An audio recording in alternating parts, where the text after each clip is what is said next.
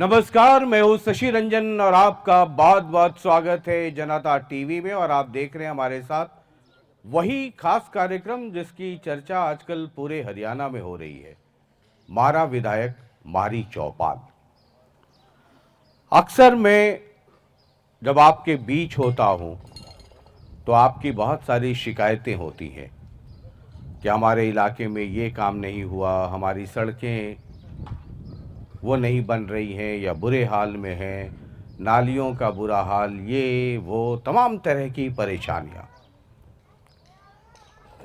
आप हमसे तो पूछते हैं, अपना दर्द साझा करते हैं,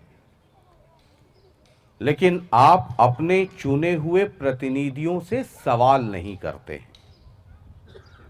आप डर जाते हैं। कई बार सोचते हैं आप कि आपके चुने हुए प्रतिनिधि बहुत बड़े नेता हैं। आप ये भूल जाते हैं कि किसी भी नेता को बड़ा या छोटा हम और आप मिलकर बनाते हैं। जिसको जितना ज्यादा वोट देते हैं वो उतना बड़ा नेता होता है। हमारे और आपके वोट से कोई भी नेता छोटा या बड़ा हो जाता है और फिर हम उनसे सवाल करना भूल जाते हैं। हर कार्यक्रम में मैं ये कह रहा हूं, हर बार कह रहा हूं, 1000 बार कह रहा हूं, अपने चुने हुए प्रतिनिधियों से सवाल कीजिए अगर अपने इलाके का डेवलपमेंट चाहते। पिछले चुनाव के 1.25 साल हो गए। अगले चुनाव में जब हम जाएंगे तो 4 साल से कम का वक्त रह गया।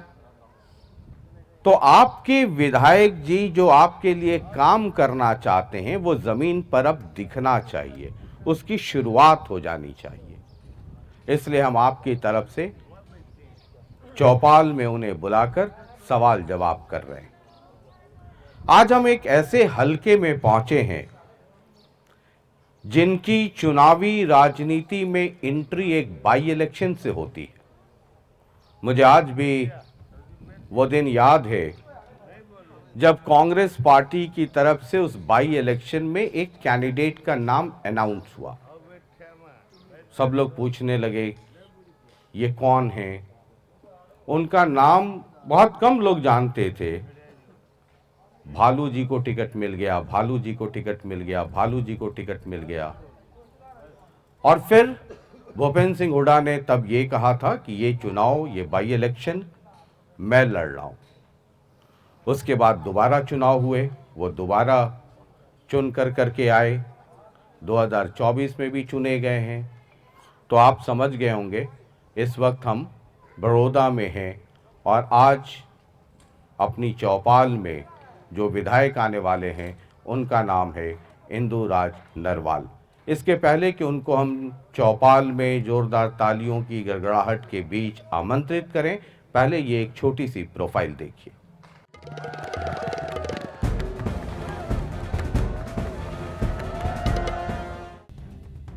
आज मारी चौपाल में आ रहे हैं बड़ौदा हलके से मारा विधायक इंदुराज नरवाल।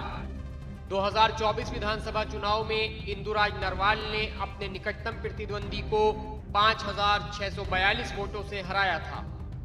कांग्रेस विधायक श्री कृष्ण हुड्डा के निधन के कारण खाली हुई बड़ौदा सीट से इंदुराज नरवाल पहली बार 2020 उपचुनाव में बीजेपी के उम्मीदवार और ओलंपिक पदक विजेता योगेश्वर दत्त को हराकर विधायक बने थे। इसके बाद 2024 विधानसभा चुनाव में भी कांग्रेस ने इंदुराज नरवाल पर विश्वास जताया और पार्टी की उम्मीदों पर खरे उतरते हुए इंदुराज नरवाल ने इस बार भी जीत हासिल की। आज मारा विधायक मारी चौपाल में बड़ौदा के विधायक इंदुराज नरवाल से होगा उनके काम का हिसाब किताब।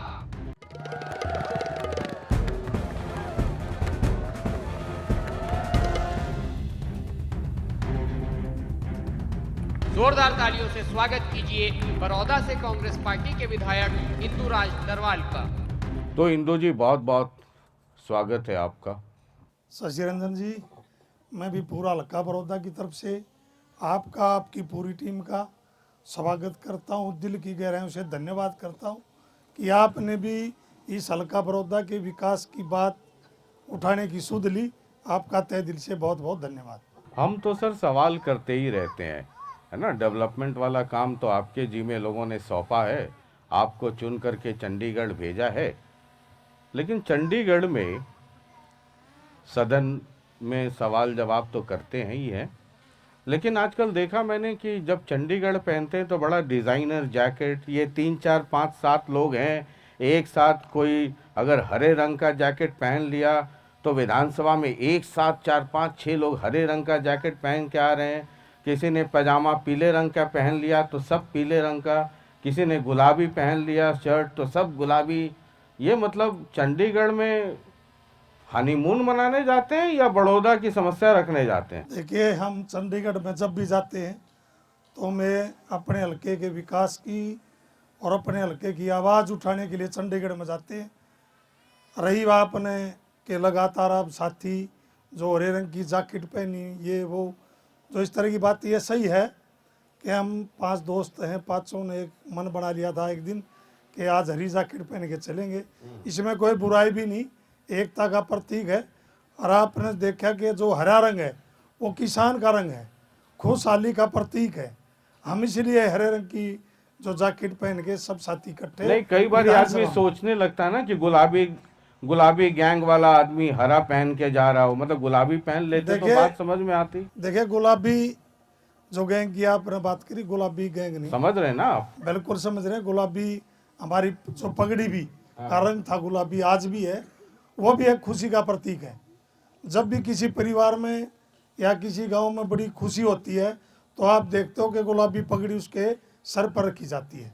इसलिए वो गुलाबी पगड़ी हमारे नेता ने चूज करी थी और वो आज भी है। इस बात में कोई दो राय नहीं कि हम गुलाबी पगड़ी पहनते हैं और वो खुशी का प्रतीक है। हाँ, मतलब मैं इसलिए पूछ रहा था कि गुलाबी गैंग मैं नहीं कह रहा हूँ, आप ही के पार्टी के कुछ लोग जो आपकी पार्टी में नहीं हैं, कुछ लोग जो आप भी देखिए हैं। शशि रंजन जी, आप भी ये बात मानोगे, आज नहीं लगभग 11 साल हो गए, अगर किसी का जिक्र है तो गुलाबी पगड़ी वाले का जिक्र है। अरे ऐसे बोलिए ना कि गुलाबी गैंग वाले का जिक्र है। गुलाबी पगड़ी वाले का जिक्र है। गुलाबी गैंग बोलिए ना, गुलाबी गैंग। मैंने विधानसभा में भी कही थी कि आप 1 दिन 2 दिन सत्र रख लो कि आप 11 साल हो गए बीजेपी की सरकार ने, एक 3 दिन का स्पेशल दिन रखो, आप बुढ़ा साहब पर चर्चा करा लो, जो आपने इनको कहना कह लो, लेकिन आप इस हरियाणा प्रदेश के विकास की भी बात करें। जब भी हम कोई भी सवाल रखते हैं विधानसभा में, आप सब लोग भी देखते हो, आप भी चौथे स्तंभ हो हमारे, हर तरह के विकास की बातों से किसी बात आप मजबूत आवाज़ भी आपके थ्रू उठाने का हम काम करते हैं। जब भी हम कोई सवाल करते हैं तो आपने देखा कि मुख्यमंत्री जी पिछले 11 साल में चले जाते हैं। हुड्डा साहब ने ये कराया, हुड्डा साहब ने पावर प्लांट लगाए, हुड्डा साहब ने वो कराया। हमने कई बार ये कह ली कि आप अपना काम बता दो, आप अपना काम बताओगे तभी ही कोई विकास हो सकेगा। वो अपना नहीं बताते, लेकिन पिछले 11 साल का जरूर बताते हैं। ठीक है, ये सुना कि ये जो आप लोग जो 5 लोगों का गैंग है ना, जो चंडीगढ़ में इकट्ठा होते हैं आप, तो सुना आपस में बड़ा कंपटीशन है कि बाबू बेटा का भगत नंबर 1 कौन बनेगा, है ना। देखिए, ये तो प्रचार है। ये मतलब आपस में ही कंपटीशन है कि बाबू बेटा का। अच्छा, अब आपको पता है जो आपसे मोहब्बत करने वाले भी कई तरह के लोग होते हैं, तो कुछ लोग कहते हैं कि देखो ये बाबू बेटा का भगत है, और जो ज़्यादा मोहब्बत करते हैं ना उस पार इस पार आपकी पार्टी के अंदर, बोले देखो ये बाबू बेटा के ये 5 चमचे हैं। अब इन चमचों में ये है कि कौन बड़ा चमचा है। देखिए, विरोधियों ने कोई बात ही नहीं रखती, जो मुझसे ज़्यादा लाड करते हैं, आप वाली भाषा में ही मैं बताऊंगा, हमारी चिंता ना करके अपनी चिंता करनी चाहिए उन्होंने। इस बात में कोई शक नहीं, हम तो खुले हम कहते हैं कि हम हुड्डा साहब के हैं, भगत हैं उनके, कोई शक नहीं, और उनके रहेंगे। क्योंकि उन्होंने, आपने देखा जब 11-10 साल का हुड्डा साहब का राज था, जब हरियाणा प्रदेश में विकास की लहर चली, रोजगार की लहर चली, और हरियाणा प्रदेश के हर युवा के पास काम था, रोजगार था, ऐसे नेता के हम बिल्कुल पक्के और सच्चे सिपाही रहेंगे। हाँ ठीक है, मतलब कई लोग ये कहते हैं कि ये जो 5 लोग हैं, अब चूंकि आपसे बातचीत कर रहे हैं तो आपका ही जिक्र नहीं, ज्यादा बिल्कुल, करते हैं। बिल्कुल। लोग मैंने कहते हैं कि शशि भालू रंजन जी, अगर इस बात पाओगे आप, मैंने तो खुली एक ही बात की थी जब मध्यावती चुनाव में टिकट दी, मेरा ये परिवार बैठा है पूरा हल्का, और ये सच्चाई है कि ये तो मेरे भगवान के स्वरूप है, इनके दिए दिन है जो आज मैं आप भी यहाँ पहुँचे। और जब भी मैंने चुनाव लड़ा, जब एक ही बात की थी, बहुत सारे गए, अब भी पेट में दर्द था, जो और साथी थे जिन्होंने विपक्ष में चुनाव लड़ा, उन्होंने तरह तरह की चर्चाएं इलेक्शन में भी करी। मैं तो आज भी कहता हूँ, मेरा एक बात थी, भाई चौधरी भूपेंद्र हुड्डा का बेटा हूँ, दीपेंद्र का भाई हूँ। ठीक है, तो आपके हलके में भी, आपकी पार्टी में कई लोग ये कहते हैं कि भालू जी हलके में कम और रोहतक, है ना, अगर मतलब उनको अपने गांव में टाइम नहीं मिलता है, लेकिन रोहतक में हाजिरी लगाना, होली हो, दशहरा हो, दिवाली हो, सुबह हो, शाम हो, रोहतक ज़्यादा पाए जाते हैं, हलके में कम पाए जाते हैं। देखिए, बड़े शुभ चिंतक हैं वो, जो मेरी चिंता कर रहे हैं, मैं उनका धन्यवाद करूंगा कि वो बार बार मेरे को ये चेताने का काम करते हैं कि विधायक जी आप हल्के में हो। हल्के में रहता हूँ, पूरा हल्का आज आपके साथ बैठा है। मेरा गंगाना गांव ये मेरे हल्के का बहुत बड़ा गांव है। एक भी छोटे बच्चे से मेरे पिता के समान बुजुर्ग से अगर आप पूछोगे तो मैं इस मेरे परिवार के बीच में रहता हूँ, दुख में और सुख में। रही रोहतक और दिल्ली की बात, वहाँ भी मेरा जाना जरूरी है, लेकिन मैं अरे वहां जाना ज्यादा जरूरी है, नहीं, यहाँ जरूरी है। वहां से टिकट, नहीं, वहां यहाँ का तो- आशीर्वाद जरूरी देखिए- है ना, यहाँ से देखिए, उन्होंने चंडीगढ़ टिकट जाने दी, के लिए। उन्होंने टिकट दी, जिता तो मेरे हल्के ना मैं इस हल्के में रहता हूँ, और इस हल्के में कभी भी आप पूछ लेना, सबसे बात कर लेना, मैं कभी भी विधायक बन के बीच में नहीं आता।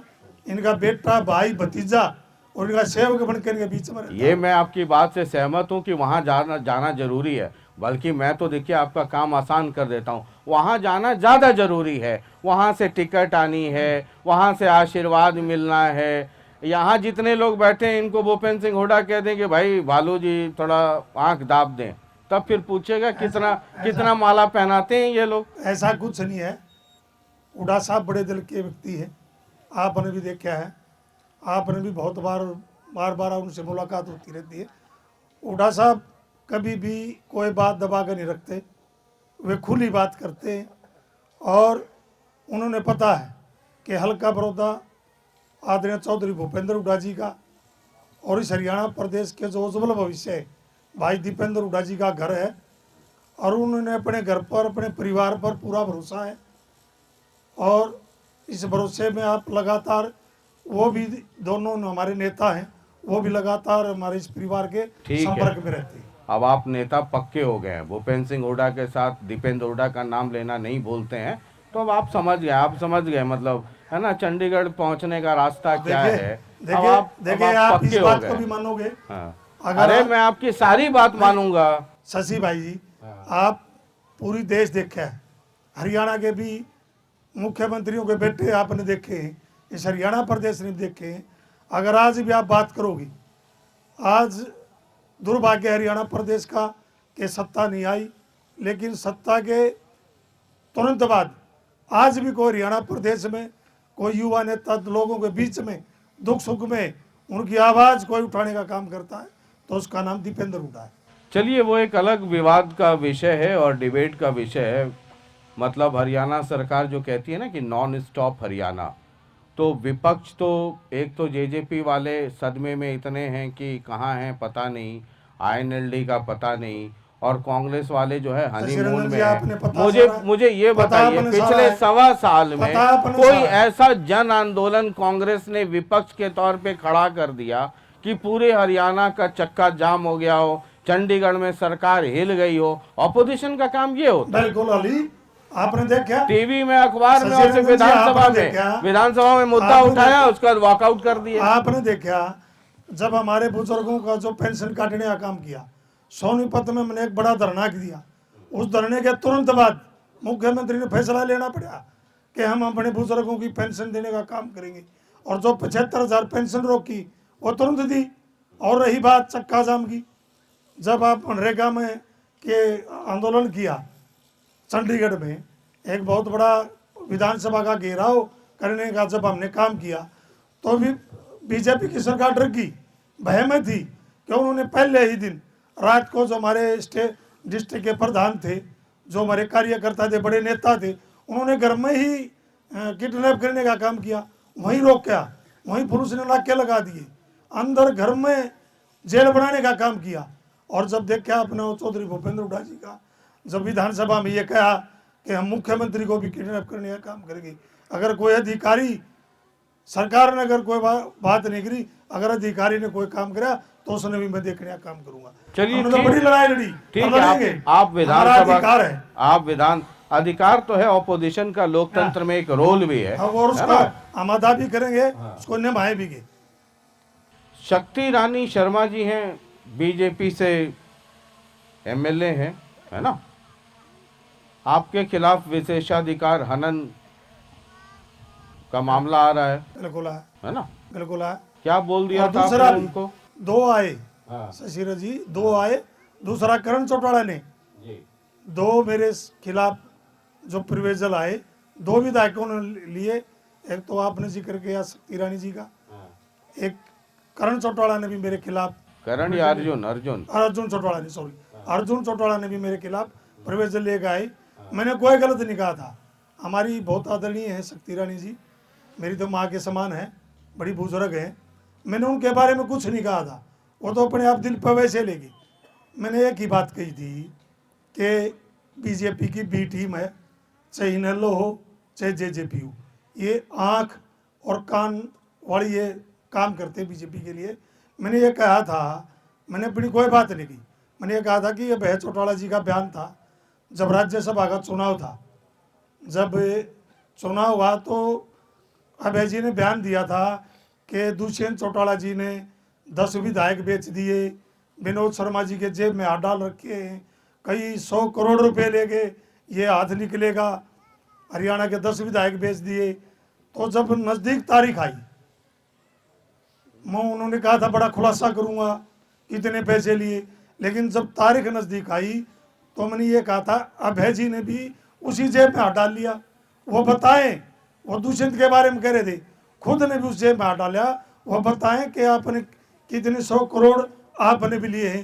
मैंने यही तो बात की थी। शक्ति रानी शर्मा जी से क्यों भिड़ गए आप? मतलब नहीं नहीं, उसको वो थोड़ा विशेषाधिकार, समझाने, उनकी तो सफाई थी, उनके तो पक्ष की बात थी। वह दर्द हो तो दूसरों के होना चाहिए था, लेकिन जो भी हुआ। ठीक है। चलिए जरा हम आपके हलके पर आ जाते हैं और शुरुआत करते हैं। तो आपके खिलाफ जेजेपी से, जिनकी आप अभी बड़ी बात कर रहे थे, है ना, दीपक मल्लिक हैं, जरा उनको पहले एक बार सुनाते, वो आपसे कुछ कहना चाहते हैं, उसके बाद फिर बातचीत आगे।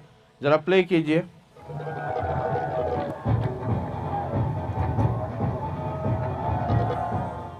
बड़ौदा हल्के के आज खस्ता हालात हैं। बड़ौदा हल्के की कोई सूद लेने वाला नहीं है। जनता बुटाना को यूनिवर्सिटी बनाने की बात की गई थी। बड़ौदा हल्के में कॉलेज दिए गए थे, उन कॉलेजों की बिल्डिंग कहाँ है? कोई स्कूलों में चल रहा है, कोई गुहाना चल रहा है। और रही बात बड़ौदा का जो मौजूदा विधायक है, वो कहीं ना कहीं बड़ौदा हल्का की आवाज उठाने में सक्षम नहीं है। वो भी बीजेपी के साथ साठगांठ में ही चीजें चल रही हैं। सिर्फ भूपेंद्र हुड्डा, दीपेंद्र हुड्डा, बाबू बेटे की बात तक सीमित रह गया है। बड़ौदा हल्के की बात करने उसके लिए पता नहीं क्यों नहीं कर रहा है। बड़ौदा हल्का के लोगों ने उसको चुन करके विधानसभा भेजा है, परंतु बड़ौदा आज ऐसा फील कर रहा है। मौजूदा विधायक जी, अच्छी बात है, भूपेंद्र दीपेंद्र हुड्डा जी ने आपको टिकट दी, आप विधायक बन गए, पर विधायक तो आप बड़ौदा के लोगों ने बनाए हो। दिन रात बाबू बेटा की माला जपने से अच्छा है बड़ौदा के लोगों की आवाज उठाओ, विधानसभा में, सदन में आवाज उठाओ, उनकी समस्याओं को दूर करो। ये दीपक मल्लिक हैं, जेजेपी से आपके खिलाफ पिछला देखिए, चुनाव लड़े। दीपक मलिक छोटा भाई है। उन्होंने, मैं आपके चैनल के माध्यम से कहूँगा कि आप विधानसभा का सत्र जरूर देखें और हल्का बड़ौदा की आवाज़ सुने। आप पार्टी से ऊपर उठकर कानों में उंगली ना डालें। हल्का बड़ौदा की मजबूत आवाज़ है, मजबूती से आवाज़ उठाता हूँ और पूरा हरियाणा प्रदेश इस बात को खुशी से, जब मैं कहीं दूसरे हल्के में भी जाता हूँ, चाहे मैं अपने हल्के के किसी गांव में जाता हूँ, मेरे पिता समान बुजुर्ग और युवा साथी मेरा ये धन्यवाद करते हैं कि विधायक जी जी सा रहा है। हमने तो कहते हल्के बड़ौदा का विधानसभा में आप तो पहले नाम नहीं सुना था। और आज जब हम विधानसभा का सत्र देखते हैं तो हमारी छाती चौड़ी हो जाती है कि हमने एक ऐसे मजबूत विधायक को चुना जो हमारी आवाज़ उठाने में सक्षम ही नहीं, पूरा कराने का भी दम रखता है। अगर बुटाना पूरा कॉलेज- कराने की दम की मैं बात करूं तो दो जो कॉलेज की बात थी उनका बजट भी आ गया, उनका आप सारे काम हो बताइए, गए, जनता शुरू बुटाना होंगे। कॉलेज को यूनिवर्सिटी बनाने की बात थी।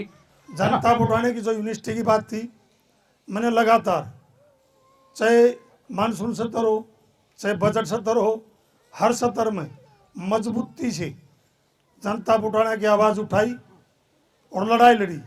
लेकिन ये बीजेपी है, ये डकोसड़ों की सरकार है, ये तो इनकी एक नीयत और नीति है, वो भी मैं आपको बताऊं। आज पहले ये बांटते हैं, कई जातियों में बांटते, कई धर्म में बांटते, और फिर ये काटने का काम करते। इन्होंने किसी विकास को लेके कोई गंभीर ये सरकार नहीं है। जनता बुटाना की आवाज़ यूनिवर्सिटी बनाने की बार बार मैंने उठाई, और अगर सही बताऊं तो चुनाव से पहले यहाँ एक अधिकारी की नियुक्ति भी होगी थी, और ऐसा लगा था कि जैसे यूनिवर्सिटी कल से चालू हो जाएगी, लेकिन वो दोबारा से इन्होंने उस पर मिट्टी डालने का काम किया। लेकिन मैं आज आपके हल्का बड़ौदा में आप आए हो, आपके माध्यम से भी ये जरूर कहूँगा कि हल्का बड़ौदा में जो जनता बुटाना की यूनिवर्सिटी है उसके बनवा के ही मैं सांस लूँगा, ये पक्की बात है, से हमने कितनी बड़ाई लड़नी पड़ो। मतलब सांस कब तक ले लेंगे? अगले चुनाव के पहले सांस अगले ले चुनाव लेंगे से पहले कि 2 4 5 चुनाव आपको देना पड़ेगा सांस लेने अगले के चुनाव लिए? से पहले। और रही बात, मैं कभी भी एक आप बता देता हूं, आप समझते हैं ना, शशि मेरे जी सामने बिल्कुल, बैठे हैं, शशि जी मैं एक एक सांस गिनता बिल्कुल। रहता हूँ। आप- अगले चुनाव में पूछूंगा कि सांस लिया कि नहीं लिया आप आपने। नोट भी करना, आप इस बात को ध्यान में भी रखना। मैं जनता बुटाना की यूनिवर्सिटी को बनवाने का काम करूंगा, और मैं कभी भी, मैं चैनल के माध्यम से भी कहता हूं कि कभी भी मैं किसी बात को बहाना नहीं बनाता कि मैं विपक्ष का विधायक हूं। मैं ये कहता हूं कि आप लड़ाई लड़ूंगा अपनी। विधानसभा हमारा सबसे जो मजबूत स्तंभ है, जहाँ हमारी आवाज़ रखने का अधिकार है, वहाँ मैं लड़ाई लड़ता हूँ, लड़ाई लड़ता रहूँगा। मतलब आप जो कह रहे हैं इसका भाव ये है कि आप विपक्ष में हैं तो सरकार आपकी बात नहीं सुनती है, मतलब ये कहना चाहते हैं आप? नहीं, सुनती भी नहीं, डकोसड़ों की सरकार है, लेकिन आप ऐसी ही बात के पार्टी के कई एमएलए हैं, गोकुल सेतिया जिंदाबाद करते हैं, नायब सैनी का कहते हैं देखो जी इतना अच्छा मुख्यमंत्री है, हमारे हल्के का काम कर दिया। और भी कई कांग्रेस के लोग हैं, विधायक हैं। शशि जी, मुख्यमंत्री की आप बात कर रहे हो, मैं अगर सही कहूँ तो गंभीर मुख्यमंत्री है ही नहीं। आप चाहे विधानसभा में बात हो, 80 से ज़्यादा कुछ आता ही नहीं, 80 में टालना। अरे तो हंसना नहीं, कौन सी नहीं, बुरी बात देखो, है भाई? नहीं है, हंसने से हंसो। अपना भी बीपी कम होता है, दूसरे का भी बीपी हंसना जरूरी- कम होता है, उनके हंसने से आप लोगों का हंसना बीपी बढ़ जरूरी जाता है क्या? हंसना जरूरी है, लेकिन काम करना सबसे पहले जरूरी है। काम करना जरूरी सबसे है। पहले जरूरी है। हाँ। आप मुख्यमंत्री हरियाणा प्रदेश के, किसी भी स्टेट के मुख्यमंत्री होना, उन्हें गंभीर होना बहुत जरूरी है। हम भी चाहते हैं कि हंसे, लेकिन विकास के नाम पर हंसना चाहिए, ना कि लोगों को ठगने पर। लोगों को ठगा उन्होंने। एक और हैं आपसे बेइंतहा इश्क करने वाले, प्रदीप सांगवान हैं, जरा वो भी आपसे कुछ बात करना चाहते हैं, सुनाइए जरा।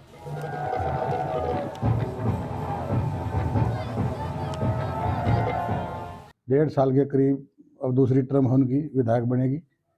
किसी भी गांव में जो एक विधायक का कर्तव्य होता है, ड्यूटी होती है, अपने इलाके की कोई गलियों की बात है, सड़कों की बात है, विकास कार्यों की बात है, रोजगार बेरोजगारी की बात है, कोई नया इंडस्ट्री हब लाने की बात है। 2 प्लान उनको विधायक बने हो गई, लेकिन आज तक अपने कार्यकाल में एक भी बड़ी अचीवमेंट वो लेकर नहीं आए, कोई विकास कार्य नहीं करवाया। केवल चौधरी भूपेंद्र सिंह हुड्डा और दीपेंद्र सिंह हुड्डा के पीछे लगे रहते हैं, उनके नारे लगाने का काम करते हैं। विकास कार्य की तरफ कोई ध्यान नहीं है। बड़ौदा हल्का की जनता त्राही त्राही कर रही थी, लेकिन मैं वहाँ का प्रत्याशी होने के नाते, आज नायब सैनी जी की सरकार है, जितने भी गांव देहात के, चाहे कोई खेतों के रास्तों की बात हो, कोई पीएचसी बनाने की बात हो, मुरलाना में भी पीएचसी बनी, जाकर मैं खुद स्वयं जाकर, एक दो मेरी ड्यूटी है, पार्टी ने मुझे वहाँ से चुनाव लड़वाया है, स्वयं जाकर उनके काम करवाने का प्रयास करता हूँ और करवाता भी हूँ। अभी मुरलाना गांव में 5 करोड़ के करीब जो पीने के पानी की पाइपलाइन गांव की दर्जर हो चुकी थी, उसको पास करवाया है। जो भी लंबित समस्याएं हैं बड़ौदा विधानसभा की, मैंने दृढ़ निश्चय कर रखा है कि विधायक न होते हुए भी जो भी बड़ौदा के विकास कार्यों में जो कमी है उनको पूरा करवाने का काम करूंगा।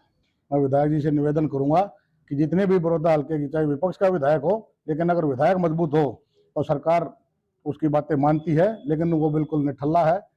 कोई भी उसको ज्ञान नहीं है कि किस प्रकार काम करवाया जाता है, केवल हुड्डा साहब की हाजिरी बढ़ने का काम करता है। तो मैं निवेदन करूंगा इंदुराज भालू जी से कि अपने बड़ौदा विधानसभा जो पिछड़ा हुआ इलाका हमारा है उसकी तरफ ध्यान दे। बताइए, जीता हुआ विधायक मेरे सामने, हारा हुआ विधायक ये कह रहा है कि सब काम वो करवा रहे ये हैं। भी मेरा बड़ा भाई है, शुभ चिंतक है, और इसने खुद बता दिया कि जो मुडोडाना गांव में 5.5 करोड़ रुपए जो पाइप पीने के पानी की पाइपलाइन की हो, चाहे पंप हाउस की बात हो, वो किसी ने करवाई। अपना नाम रखने से कोई काम नहीं होता।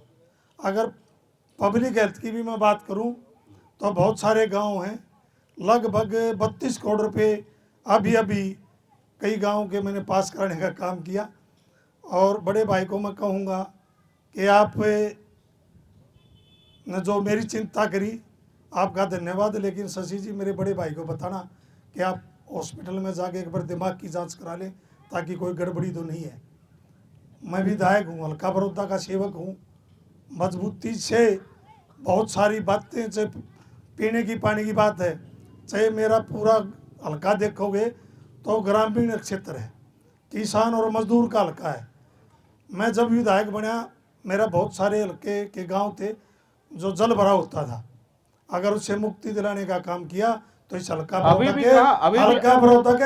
100% मुक्ति नहीं है जल भराव से। कई गांव में अभी भी हालत बहुत खराब है। 80% मैंने जल किसी भी खेत में जल नहीं भरता। 80% ये मुक्ति दिलाने का काम इस हल्का बड़ौदा के सेवक ने, जिसका नाम भालू, उसने करवाया है। और आज भी अगर 2-4 काम रह भी गए तो उनके भी वो पाइपलाइन में है, वो जल्दी से उनको पूरा करूँगा। अगर आप बहुत सारे गांव की मैं जिक्र करूँ, चाहे मेरा पैतृक गांव रिनाड़ा है, चाहे बनवासा है, धनाड़ा है, बड़ौदा गांव है, शामड़ी है, छछड़ाना है, रूखी है, मोई उड्डा है, पुठी है, बोसाना है, बहुत सारे गांव में 250-300 करोड़ के प्रोजेक्ट लगवा के बाढ़ मुक्त कराने का मैंने काम किया। और मैं ये कहूँगा कि मेरे खुद का मिट्ठू मियाँ नहीं बनना चाहिए, लेकिन मैं बड़ी बात छोटी करूँगा कि इस हल्का बड़ौदा का सेवक हूँ, मजबूती से लड़ाई लड़ता हूँ और सभी अपने काम कराने में अड़िग हूँ और कराता भी हूँ। आप कह रहे हैं कि आप इतना काम करवा रहे हैं, है ना, और जल मुक्त, मतलब जो जल भराव है वो मुक्त कर दिया आपने। हमारी टीम घूम रही थी, आपको पता है भालू जी, मैं कहीं जाता हूँ तो पढ़ लिख करके जाता हूँ, रिसर्च करता हूँ, 2-4-5 दिन आदमी भेजता हूँ, ये भी पता करता हूँ कि कब किसका किस रैली में मोबाइल चोरी हो गई है ना, ये सब पता करके आता हूँ मैं। तो आप इतना डेवलपमेंट की बात कर रहे हैं, आप अपने गांव में, जो आपका गांव है, नाम याद है ना आपको अपने गांव का, पिछली बार कब गए थे? हर रोज वही रहता हूँ। अच्छा, वही रोज। तो आपको गोहाना से आपको अपने गांव जाने में कितना समय लगता है? और एक्सेल कितनी बार आपकी गाड़ी का टूट जाता है? सड़क की हालत क्या है? मतलब आप गोहाना से अपने गांव एक बार जाइए और उतनी देर में आप रोहतक से हुडा से आपके यहाँ कबड्डी करते जाइए और 5 बार जा करके आ सकते हैं। ये आप डेवलपमेंट है। आपके अपने गांव की सड़क तो हालत खराब है। बिल्कुल, मैं बताऊं आप मेरी सड़क की बात। जब पहले मैं कल गया आपके गांव के तरफ, बिल्कुल, बहुत ड्राइवर को मैंने कहा बचा पूछू कि चलो भाई वापस दिल्ली भी लौटना है। बहुत जर्जर हालात की मेरी सड़क है मेरे गाँव की। मैं आपको सड़क की बताना चाहूँगा कि पहले जब मैं विधायक बना तुरंत वो सड़क बनी थी, और 5 साल ठेकेदार की कंडीशन होती है कि 5 साल उसको रख रखाव करने की उसकी जिम्मेवारी होती है। वो उस कंडीशन में सड़क थी। जब ठेकेदार की उस कंडीशन से सड़क निकली, उसके तुरंत बाद मैंने अपने लेटर हेड पर उसका एस्टीमेट बनवाया। और मैं आपको बताना चाहूँगा बड़ी खुशी से कि उस सड़क के 27.5 करोड़ रुपए बजट मंजूर हो गया, टेंडर हो गया है, और बहुत जल्दी 3 लेयर की सड़क बनेगी। ऐसे हरियाणा प्रदेश में पहली सड़क होगी जो गांव में सीसी की होगी और गांव से निकलते ही तरकोल की होगी। इतनी अच्छी सड़क होगी, जब आप 4-5 महीने के बाद आओगे जब आप गवाना से चलोगी ठीक 10 मिनट में आप नाना जो बड़ौदा हल्का का सेवक का घर है, बड़ौदा हल्का का घर है, वहाँ 10 मिनट में पहुंचोगे। तो आज ये मैं आप जिम्मेवारी के साथ आज कहता हूं। तारीख इस चौपाल में ही तारीख पक्का हाँ, करते हैं कि पक्का हम करो। जितने लोग हाँ, बैठे हैं पक्का- पक्का सब करो। आपके घर आएंगे, पक्का करो। आपके गांव पे आएंगे, पक्का वहाँ करो। भोजन वो- दिन में भोजन पे। शशि रंजन जी, वो मेरा घर नहीं है, वो हल्का बड़ौदा का घर है और सब वहाँ आते जाते रहते हैं और सबका वो घर अरे है। मतलब जो हरियाणा के सबसे अच्छी वाली सड़क पे वहाँ से वहाँ आएंगे। सबसे अच्छा वाला खाना खाने वहाँ अच्छे वाला आएंगे, देसी भी खाना खिलाएंगे, खाने। देसी खाना भी खिलाएंगे, अच्छी सड़क से आपको लेके आएंगे। मतलब 4-5 महीने में 5 महीने, आपका 1 महीना कितने दिन का होता है? 30 दिन का। 30 दिन का ही होता है एक ना? आध महीना 31 का हो, हाँ, एक फरवरी का मतलब है, ऐसा 29 तो नहीं होता है कि 1 महीना आपका 200-400-500 दिन का होता नहीं, हो।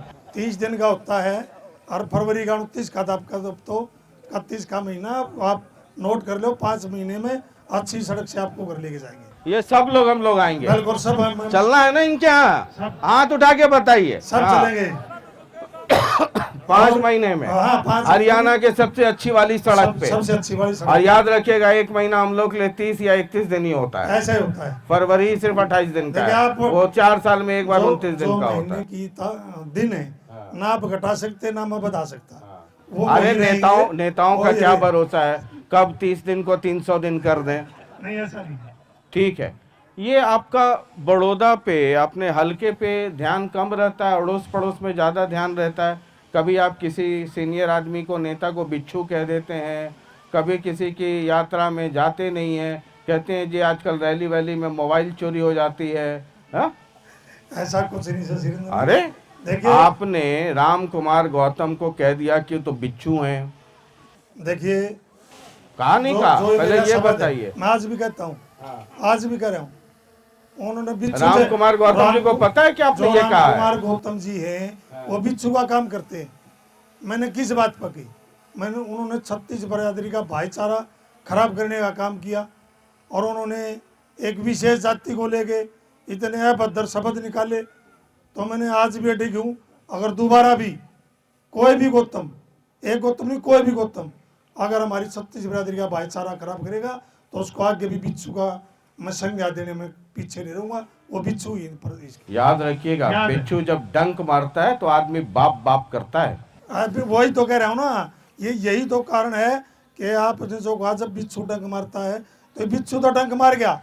जो आज हरियाणा प्रदेश में एक जनहित की सरकार नहीं बनी, ये बिच्छू का जैसा काम तो था। अब ये और क्या था? ये जो आज आप और हम बतला रहे हैं, बात कर रहे हैं, जो तीसरी बार बीजेपी की जो सरकार बनी और वो सरकार जिन्होंने 750 किसानों की जान ली, वो सरकार जो युवाओं को पूरे देश में नंबर 1 बेरोजगारी में प्रदेश को बनाया, कारण वो वो है, सरकार कारण जो विकासहीन, चुनाव में वो हारने सरकार- का ये इंदू अगर राज्य- अगर अगर शशि जी कारण ये है आप या कांग्रेस की आपसी फूट है। ब्रिजेंद्र सिंह को जानते हैं कौन है? ब्रिजेंद्र सिंह को। कारण ये है कि बिच्छू वाला बीजेपी के नेताओं ने काम किया, हमारी 36 बिरादरी का भाईचारा तोड़ा, पहले बांटा और फिर काटा। और मैं फिर कांग्रेस, कहता हूं, अरे तो कांग्रेस को काटने की और बांटने की क्या जरूरत है? ब्रिजेंद्र सिंह को जानते हैं? बिल्कुल जानता हूँ, आपके इस इलाके में कहीं घूमते फिरते आए थे सद्भावना बिल्कुल यात्रा आते पे? रहते हैं वो तो भी, आप क्यों नहीं गए? वो भी अपनी पार्टी का काम करते हैं। मैं था नहीं यहाँ। अच्छा, आप थे नहीं, या आप ये डरते थे कि मोबाइल चोरी हो जाएगी इसलिए ना जाए? नहीं, ऐसी कोई बात नहीं। हमारी इतनी बड़ी रैलियां, इतने बड़े प्रोग्राम होने चाहिए कि मोबाइल बार बार चोरी हो। हमने मोबाइल से कुछ लेना, हमने अगर कुछ लेना है तो इस मेरे हल्का बड़ौदा से लेना है। आपको बीजेपी से बड़ी वो दिक्कत है कि उसकी वजह से हार गए। कभी अपने घर में झांक के देखा है कि क्यों हार गए? देखिए, मैं सबसे बड़ी कारण बताऊंगा आपने। इन्होंने तंत्र का, यंत्र का, धन का जो प्रयोग किया, सबसे बड़ा कारण वही है। अगर आप हार का कारण, बहुत सारे कारण होते हैं, चुनाव में बहुत सारे बहन कारण हैं। शैलजा आई थी आपके इलाके लेकिन में सबसे- प्रचार करने आपके लिए? सबसे देखिए रणदीप सुरजेवाला आए थे, देखिए कैप्टन अजय यादव आए थे, सबकी अलग अलग या जिम्मेवारियां आपको थी। बाबू बेटे के सब- अलावा किसी और की जरूरत शशि ही जी, नहीं है? सबकी अलग अलग जिम्मेवारियां थी। को कहीं काम कर रहा था, को कहीं काम कर रहा था। कैसा काम? कांग्रेस पार्टी कौन वाला काम? एक है, कौन वाला काम? वो सब समझदार है। उन्होंने हाँ, वही सब कांग्रेस को- समझदार है, इसीलिए मैं कांग्रेस आपसे को- समझ कांग्रेस आपसे की पूछ सत्ता रहा हूँ कि लाने के लिए कांग्रेस उन्होंने के काम अंदर किया। जो सब नेता कौन वाला काम कर रहे थे? नहीं, कांग्रेस की आप ही सत्ता लोग लेने कहते के- रहते हैं आपस कांग्रेस की में, सत्ता आप लेने लोगों का, के- कई लोगों का तो वीडियो ऑडियो वायरल हो जाता है। देखिए, ये तो एआई का जमाना है, शायद तोड़ मरोड़ के कोई भी वीडियो कर बना दीजिए, देता है। केस ये- कर, ये- केस कर दीजिए। ये नहीं, भालू जी, ऐसा नहीं वैसे है नहीं। कि आप जो सचिन रंजन जी, कांग्रेस एक है, कहें ये सारे लेकिन लोग। मैं एक बात जरूर बताऊं आज आपने, हाँ। कि जो तीसरी बार बीजेपी की सरकार बनी, ये लोगों के आशीर्वाद की सरकार नहीं है, ये एक षड्यंत्र की सरकार है। आप देखोगे इन्होंने धन का इतना मजबूती से प्रयोग किया कि बहुत सारे निर्दलीय कैंडिडेट उतार दिए, और उस भावना में हमारे लोग बह गए, जिसका सबसे बड़ा कारण है क्या सत्ता में नहीं ध्यान नहीं दिया लोगों ने चंडीगढ़ की कुर्सी पर, आप ध्यान भी, दिया आप भी भाई पहली भतीजावाद बार, पे आप भी या पहली बार रिश्तेदारी पे। आप भी पहली बार भालू जी 30,000 वोट से जीते थे। दूसरी बार कितने हजार से जीते? पहली बार जीता मैं 10,500 वोट से, हाँ, उसके बाद फिर आपकी बार जीता मैं, आपने पता के करीब 57 वोटों से। लेकिन मैं तो हल्का बड़ौदा का धन्यवाद करूंगा कि इतना बड़ा षड्यंत्र था भालू के खिलाफ, कि सारी पार्टी एक मंच पे, बीजेपी का डमी कैंडिडेट, और जो कैंडिडेट उतारा पूरा हरियाणा प्रदेश ने देखा कि सारी पार्टी एक मंच पे इकट्ठे हुए। लेकिन हल्का बड़ौदा का जो लोग है वो बड़े समझदार है, युवा बड़े मजबूत है, उन्होंने समझ लिया कि षड्यंत्र किसका है, वो षड्यंत्र को तोड़ा और दोबारा से एक सेवक पे, एक गरीब किसान के बेटे पे विश्वास किया और दोबारा फिर विधानसभा में अरे भेजा। अब आप गरीब कहाँ रह गए हैं? अब आप गरीब कहाँ रह अब गए? क्या हो गया शशि जी, अरे चेहरे पे चमक देखा है शीशे में आपने? चेहरा लाल गुलाबी हो गया है। ये होना चाहिए। बड़ौदा में आईएमटी बनाने की वर्षों पुरानी मांग है। बहुत गंभीरता के साथ मैं आपसे ये पूछना चाहता हूँ, आप विधायक हैं, चंडीगढ़ आते हैं जाते हैं, और बड़ौदा वालों की एक बहुत पुरानी मांग आईएमटी को लेकर के रही है, क्या स्थिति है? आप सही कहो कि हल्का बड़ौदा में आईएमटी की बहुत बड़ी ज़रूरत भी है, मांग भी है। जब तीसरी बार ये सरकार बनी बीजेपी की, पहले ही बजट सत्र का मैं आपने ध्यान दिलाना चाहूँगा, मैंने विधानसभा में खड़े होकर मजबूती से ये कहा कि आईएमटी मेरे हल्का बड़ौदा में भी बढ़नी चाहिए, बजट सत्र की बात है। और जब बजट में जवाब दिया माननीय मुख्यमंत्री जी ने, आज भी वो वीडियो रिकॉर्डिंग मेरे पास है, मुख्यमंत्री ने एक जवाब दिया था कि हल्का बड़ौदा के विधायक ने आईएमटी की बात रखी थी, और मैं आज घोषणा करता हूं कि हल्का बड़ौदा में भी आईएमटी बनेगी। लेकिन 2-3 चिट्ठियां एचएसआईडी से मेरे पास आई, मैं दोबारा फिर मुख्यमंत्री जी को पर्सनल तौर पे मिलने गया, उसको गोड़ मोड़ करने की जिक्र करते हैं, लेकिन मैं लड़ाई लड़ सकता हूँ, मजबूती से आवाज उठा सकता हूँ। बनानी ना बनानी तो बीजेपी की सरकार की बात है, लेकिन मैं अपने फर्ज से, अपने कर्म से पीछे नहीं हटूंगा। मुख्यमंत्री की जुबान से, बड़ौदा इलाका की ताकत से मैंने हाँ भरवाई, उसने हाँ भरी, आगे क्या होगा वो देखते हैं। ठीक है, हम लोगों ने तो एक मजबूत सिपाही बड़ौदा हल्के ने चुना एक विधायक के बिल्कुल तौर पे, है ना? अब वो कितना कर पाते हैं अगले चुनाव में पता चलेगा। एक नरवाल साहब है, कपूर सिंह नरवाल, मिले हैं कभी? नहीं, बड़े भाई मेरे हर रोज मिले? मिलते रहते हैं फिर मिलवा देता हूँ आपको। अरे अभी फिर मिलवा देता हूँ। भाई, अब आप अब आपको दुख होगा कि सुख होगा? नहीं, नहीं। मिलने के बाद नहीं, पता चलता है। मैं- जरा सुनाइए एक बार।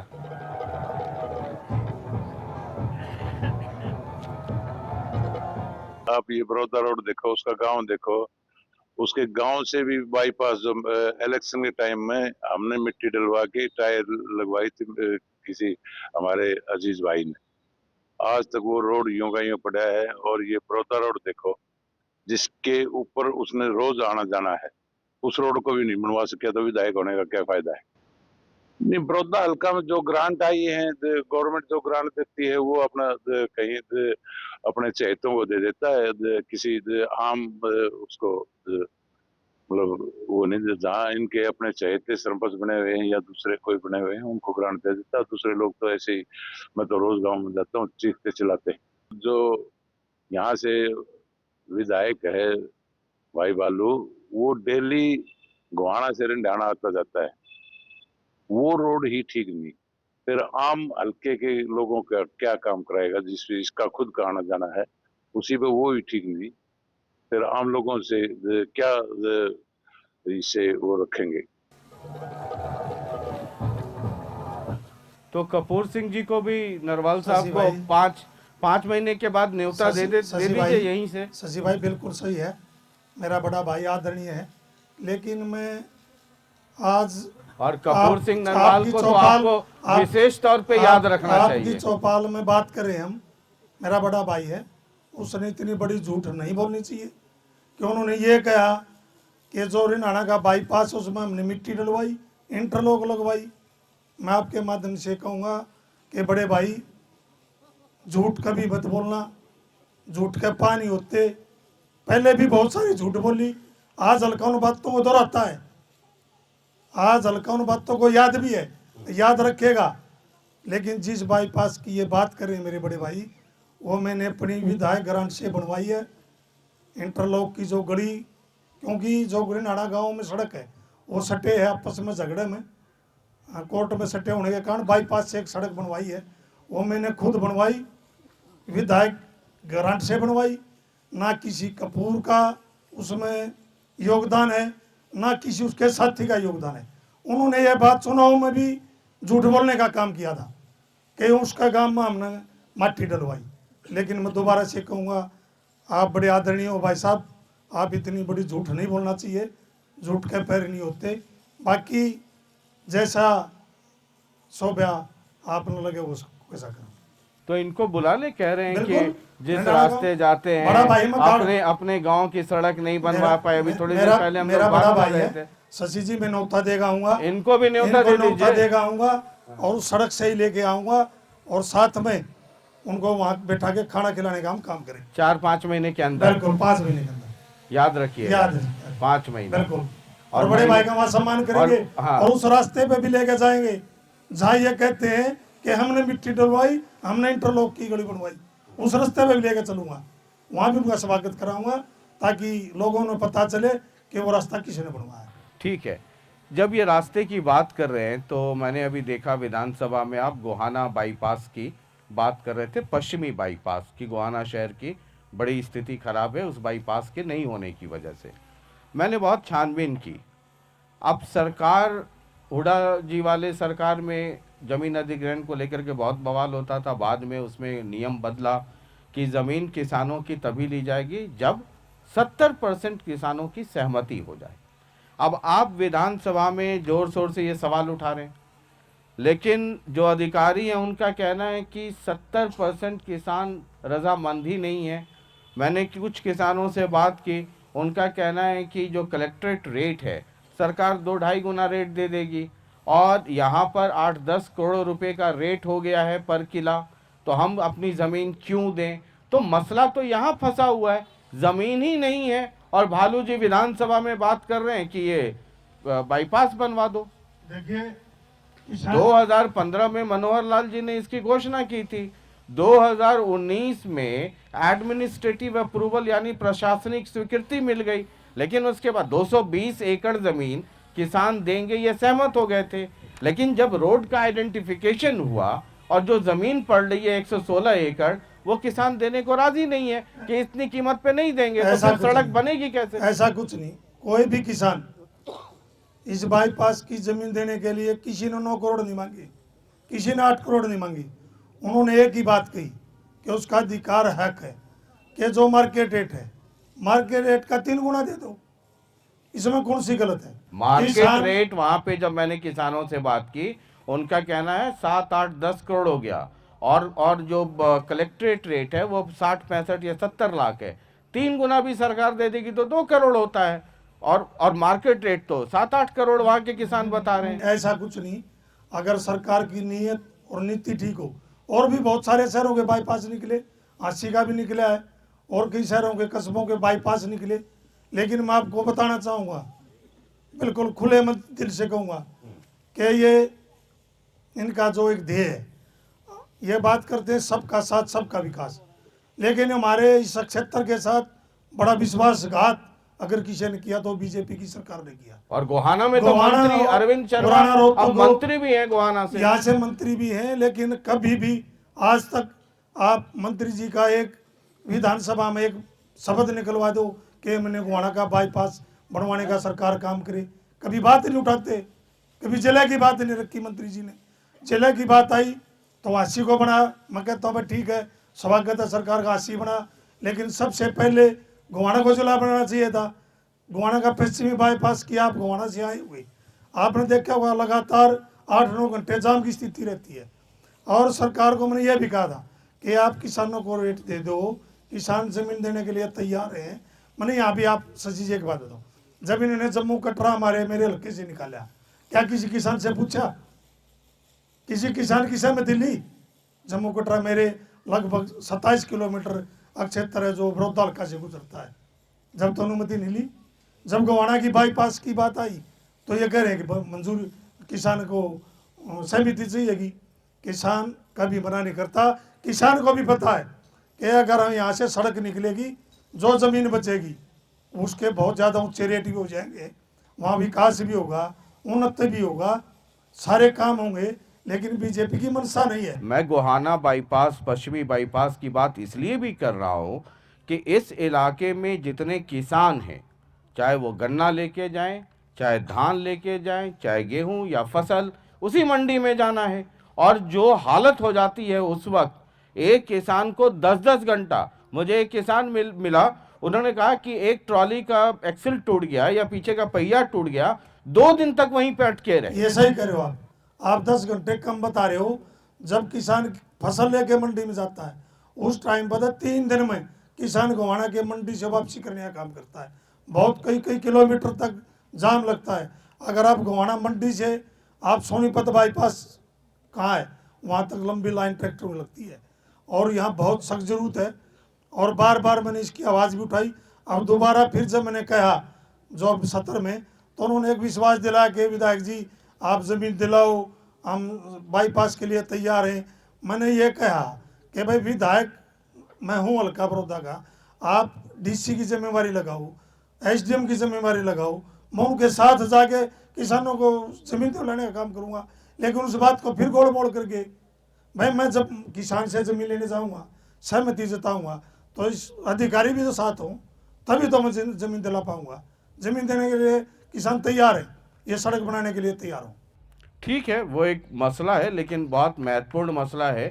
और गोहाना का जिक्र मैंने आपके इस कार्यक्रम में इसलिए किया कि इस पूरे हलके के किसानों का सीधा सीधा वास्ता गोहाना से है ना। नमक लेना हो या लोकल बाजार भी गोहाना है, इसलिए गोहाना की समस्याएं दूर करना बड़ौदा के हिसाब से भी बहुत जरूरी है। यह भी बता दूं आपको, ऐसा हरियाणा प्रदेश में एक हल्का है कि जिसका चुनावी कार्यालय भी, स्थायी कार्यालय भी हल्के से बाहर गोहाना में, पूरा कारोबार व्यापार सब गोहाना ही है। जरा जोगेंद्र मलिक जी से एक बार मिलवाते हैं, INLD के आपके पुराने साथी हैं, सुनवाइए जरा। चुन चुन के लाया हूं मैं आज।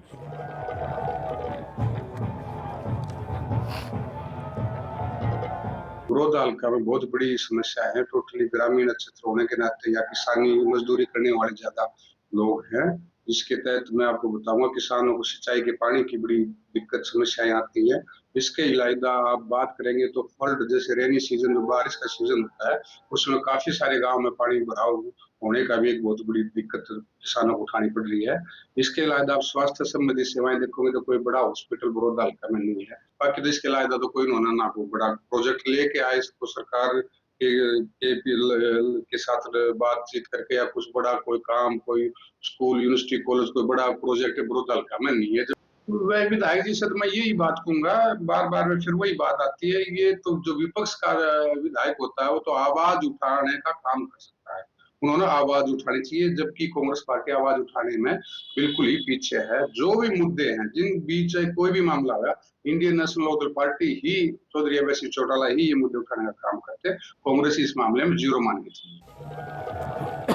आप ये कह रहे हैं, कुछ रिसर्च मैंने किया है बरसाती पानी को लेके, अगर मेरी जानकारी गलत है तो बताइएगा। मैंने गांव लिखा है, जागसी, सामडी, मुडलाना, भैंसवाल, कटवाल, रबड़ा, छिछड़ाना, मिर्ज़ापुर खेड़ी, भैंसवान खुर्द, रेडाना, भावड़, ये सब इलाके हैं जहां पर आप कह रहे हैं कि 80% इलाके थे, हाँ थे। क्या पहले मतलब ये इलाके पिछले थे। बरसात में नहीं थे? नहीं थे पिछले पहले। बरसात में अगर आप श्यामड़ी से शुरू करो, हाँ मैंने श्यामड़ी भी हाँ लगभग 9-10 करोड़ मंजूर करा के, जब मैं पहले विधायक था, मैंने बहुत बड़ी पाइपलाइन और मतलब बहुत बड़ा पिछले पंप बरसात हाउस। में जल भराव नहीं हुआ था या इस बरसात में जल भराव नहीं होगा? देखिए, पहले मैं श्यामड़ी की मैं बताऊं आपको, उसमें मैंने पाइपलाइन भी लगवा रखी है, ये याद बड़ा रखिएगा। पंप हाउस भी, बिल्कुल आप जाके दिखा दूंगा मैं आपने।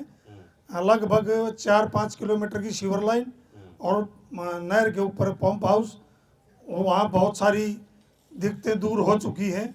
लेकिन अगर अब की बार भी श्यामड़ी गांव का जो जिक्र करें आपने, एक एरिया है आप पानीपत के लगता, तो वहाँ जो ड्रेन की एक खुदाई की बात थी, उस कारण वो अब की बार जल भराव था। लेकिन जो पहले समस्या थी, ये पहली बार समस्या आई थी, पहले जो समस्या थी वो मैंने मेट दी थी। अब की बार जो बरसात उसमें पाई गई, उसको मैं दूर कराने का काम करूँगा। ठीक है, मतलब इस बरसात में हम लोग दोनों साथ चलेंगे, नाव लेकर या गाड़ी से ही आ जाऊंगा? नहीं गाड़ी से लेके चलेंगे। नहीं, आप बोलेंगे है मेरे गाड़ी- पास गाड़ी से एक हवा भरने वाला नाव आपने- खरीदा है मैंने। आपने गाड़ी से लेके आजकल चलेंगे। हरियाणा में नाव अगर भी लेके कहीं- घूमना पड़ता है। अगर कहीं दुर्भाग्यपूर्ण नाव की जरूरत पड़ी, वो भी हम प्रोवाइड करा देंगे। आप नहीं नहीं, अरे मैं अपना इंतजाम करके चलता हूँ, हवा भरने वाला नाव है मेरे पास, है ना। तो बरसात में कई बार विधायकों से भी मिलने जाता हूँ तो नाव लेकर के जाता हूँ, शशि पता भाई- नहीं कब नाव शशि भाई, खेना मैंने पड़े। पहले भी कहा था कि विपक्ष का विधायक होने के बाद भी 250 से 300 करोड़ रुपए मैंने हल्का बड़ौदा में जो जल भराव की स्थिति थी उसको खत्म करने का काम किया है। देखिए, एकदम सारा नहीं हो सकता, मैं भी मानता हूँ, लेकिन मैं दावे के साथ कहता हूँ कि 80% जो समस्या थी वो खत्म करने का मैंने काम किया है। इस बरसात में चेक हो जाएगा सर आपका 80%। एक और सवाल है, गांव बनवासा में पीएचसी का भवन है। जब हमारी टीम वहां घूम रही थी तो कुछ लोगों ने कहा कि जब हमारे विधायक जी आए तो उनसे पूछिएगा कि पीएचसी भवन जो है वो बहुत ही कंडम स्थिति में है ना, कब गिर जाए कुछ पता नहीं। नया भवन बनाना या उसे अपग्रेड करके सीएचसी में तब्दील किया जाए, इस बारे में थोड़ी चिंता विंता करते हैं क्या हमारे भालू जी? देखिए शशि जी, आपने सही सवाल मेरे से पूछा। कोशिश तो मैं नहीं, करता हूँ कि बिल्कुल, सही बिल्कुल, सवाल ही सही करूं, है।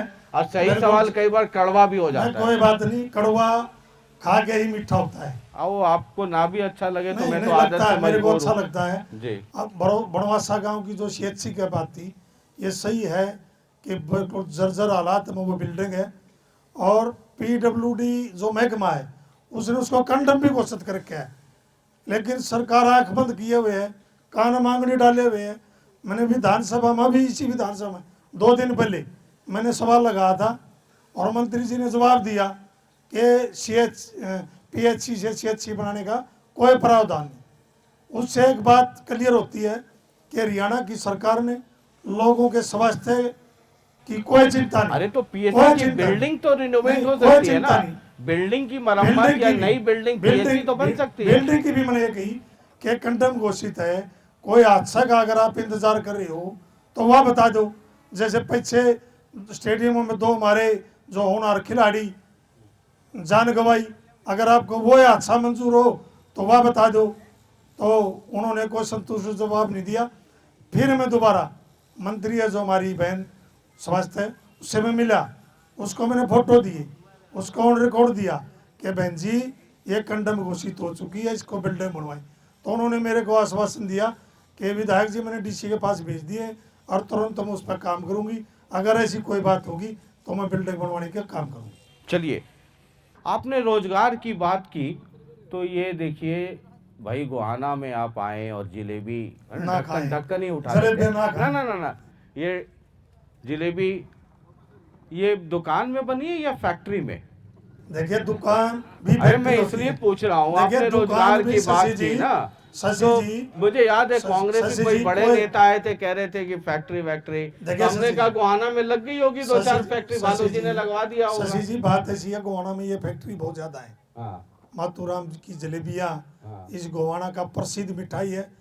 और गोवाना की जलेबी के ये नाम से हैंडमेड जलेबी है के या नाम से गोवाना भी जाना जाता है। हैंडमेड है या मशीन मेड है? देखिए हैंडमेड होती है, हाँ? हैंडमेड है, ये- हाथ से बनाई जाती है। हाँ। अगर कोई भी आप प्रोडक्ट बनाओ उसको फैक्ट्री भी कैसे तो क्या बात होगी। नहीं ठीक क्या है, बात है? ठीक है। आप- मैं पूछ आप- रहा हूँ, हैं? मैं पूछ रहा हूँ कि ये मतलब हमारी शान है। हाँ ये शान है, आन गोवाना है, की बान है, शान, आन, गोहाना। बान, शान है। हाँ। और हमारी सबसे मैं स्वस्थ मुझे लगा सबसे अच्छी मिठाई है। 1-1.25 साल के बाद अपने नेता की बात मानते हुए हो सकता है एक आध दो फैक्ट्री लगवा दी हो आपने, रोजगार भी नहीं, बढ़ेगा। बहुत फैक्ट्रियां हैं जलेबियों की, आप देखोगे तो 18 से 20 तो फैक्ट्रियां गोवाना में फिलहाल चल रही ये है। बताया आपने राहुल गांधी जी को कि भाई साहब हमारे यहाँ फैक्ट्री है अरे बहुत भाई सारी? शशि जी तरोड़ मरोड़ के बात करते हैं। तोड़ मोड़ के क्या? और क्या बात है, ऑडियो में सुना आप दो। राहुल गांधी जी का तो मैं धन्यवाद करूंगा कि पूरी दुनिया में उन्होंने गोवाना की जलेबियों का जिक्र करवा दिया। हाँ भाई, गोवाना तो- की जलेबियों को दिखाने का काम किया। अब तो इंडिया- आज विपक्ष के पास इंडिया फेमस क्या, वर्ल्ड फेमस हो गया। विपक्ष के पास भी कोई मुद्दा है तो गोवाना की जलेबियों का है। अब गोहाना वर्ल्ड की में- जलेबी वर्ल्ड में भी तो सिर्फ प्रसिद्ध। गोहाना में नहीं, अब तो चंडीगढ़ से लेके पूरे हिंदुस्तान में भाई पॉपुलर हो साहब गया। फिर हम बीजेपी वालों की तरह तो नहीं कि जलेबी को गुड़ गोबर बना दें, वो तो नहीं। हमने तो प्रसिद्धि किया गोवाना की जलेबियों की। चलिए, तो बहुत बहुत शुक्रिया समय देने के लिए, है ना। मैं तो जलेबी मंगवाई शशि जी थी आप कि- जलेबी भी खिलाएंगे। हाँ। मैं दोबारा शशि जी आपका, आपकी पूरी टीम का तहे दिल से धन्यवाद करूंगा, बहुत शुक्रिया। पूरे हल्का बड़ौदा की तरफ से। और आपने हमारे हल्का बड़ौदा की जो आवाज़ उठाने का काम किया, बहुत बहुत धन्यवाद। बहुत बहुत शुक्रिया। तो 5 महीने के बाद ये हम पूरी पंचायत गोवाना आपके से गाँव, रिनाड़ा, है ना, गोवाना से रिनाड़ा हरियाणा की सबसे अच्छी अच्छी वाली सड़क सड़क पे, पे। Point number 1। और दूसरा, सपना दिन और रात दोनों समय देखते हैं, है ना। बिल्कुल। कुछ लोग कह रहे थे कि बाबू बेटा जिंदाबाद करते रहिए, अच्छी बात है, देखिए, जरूरी भी है, करेंगे। जरूरी भी जब है, तक नेता मजबूत ना, नहीं ना, होगा, जरूरी भी है, जब तक हम मजबूत नहीं हो सकते। जरूरी भी है। लेकिन जितना उधर जिंदाबाद उतना ही हल्के का भी यहाँ ज्यादा जिंदाबाद है। हल्के का भी अगर जिंदाबाद। हमारे नेता को कोई मजबूत करेगा, हाँ। अगर कर रखा है तो इन लोगों की देन है हल्का बड़ौदा की। क्योंकि इनकी ताकत से चौधरी भूपेंद्र हुड्डा आपके- जिंदाबाद है, आपसे- दीपेंद्र हुड्डा जिंदाबाद आपसे है। मोहब्बत- तो इनके आशीर्वाद से, इनकी ताकत से है वो। आपसे मोहब्बत करने वाले जितने लोगों को आपसे भी मिलवाया, सब में एक बात कॉमन थी, है ना। किसी ने पानी की बात, किसी ने, सब ने वो जिंदाबाद वाला मसला। मैं उन सभी साथियों का भी धन्यवाद करूंगा कि ऐसे ही आप हमारे नेता को याद रखना, ऐसे ही हल्का बड़ौदा के विकासों को याद रखना। आप सबका भी बहुत बहुत धन्यवाद। चलिए, बहुत बहुत शुक्रिया, बहुत बहुत शुक्रिया। तो आज के एपिसोड में इंदुराज नरवाल थे, बड़ौदा हल्के से एमएलए हैं, और बड़े बड़े मसलों पर बातचीत करने के लिए तो दिल्ली में और चंडीगढ़ में बड़े बड़े नेता हैं। इस कार्यक्रम का मकसद है हल्के की हर छोटी बड़ी समस्या पे बात करना। लेकिन एक बार फिर मैं ये कहता हूं, आप मजबूत तब होंगे, ईश्वर भी मदद उनकी ही करता है जो खुद अपनी करे। तो अपनी आवाज उठाइए, भूल जाइए कि आपके नेता नाराज होंगे, नहीं होंगे, लेकिन अपने इलाके का डेवलपमेंट चाहते हैं तो आवाज उठाइए। बहुत बहुत शुक्रिया। और अगले एपिसोड में होंगे एक और मेहमान, यानी अगली चौपाल में एक और विधायक। बहुत बहुत शुक्रिया, नमस्कार।